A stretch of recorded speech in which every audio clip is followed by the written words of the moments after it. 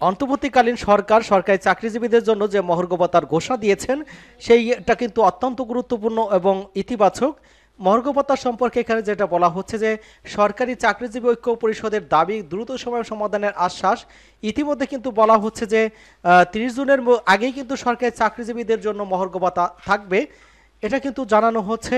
এবং অন্যদিকে আমরা দেখেছিলাম যে 50% মহার্ঘ ভাতার দাবি করেছেন এবং তার পরিপ্রেক্ষিতে কিন্তু নেতাদের ডেকেছেন। এই সম্পর্কে আজকের আলোচনায় থাকবে। তো চলুন মূল আলোচনায়।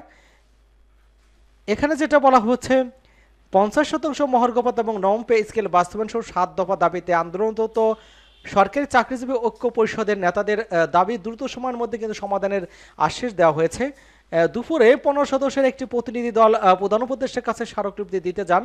তখন প্রধান উপদেষ্টা ব্যস্ত থাকায় তার হয়ে সহকারী একান্ত সচিব সাব্বির আহমেদ তাদের আশ্বাস দেন। প্রধান উপদেষ্টার ঐক্য পরিষদের নেতাদের সাব্বির আহমেদ বলেন, আপনাদের অনেক দুঃখ কষ্ট আছে, সেগুলো আমি দেখছি।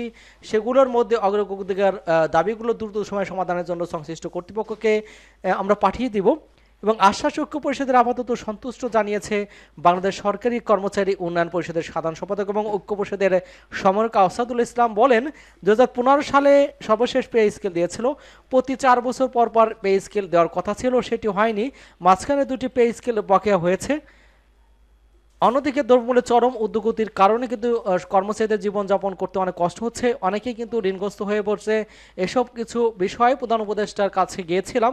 তিনি রাষ্ট্রীয় কাজে ব্যস্ত থাকা এপিএস আমাদের দাবির কথা শুনেছেন এবং দ্রুত সময়ের মধ্যে একটা সমাধানের আশ্বাস দিয়েছেন। আপাতত তার আশ্বাসে বিশ্বাস রাখতে চাই। আমরা তাদের কথা কাজের মধ্যে মিল পেতে কিছুদিন অপেক্ষা করব এবং যদি তাদের দাবি না মানা হয় সেক্ষেত্রে কিন্তু 1 মার্চ তারা কঠোর কর্মসূচি অর্থাৎ কর্মবিরতিতে যাবেন কর্মচারী ঐক্য পরিষদ, এমনটাই কিন্তু ইঙ্গিত দিয়েছেন।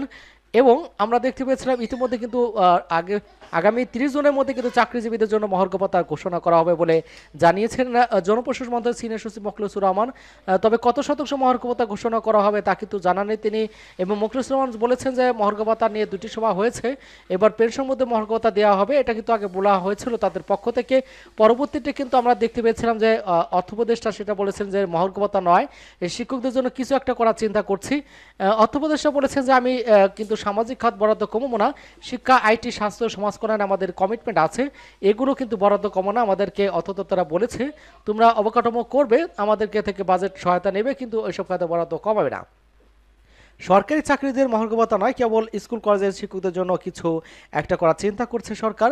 সাম্প্রতিক এক সাক্ষাৎকারে অর্থ উপদেষ্টা সালাউদ্দিন আহমেদ কিন্তু এমনটা জানিয়েছেন।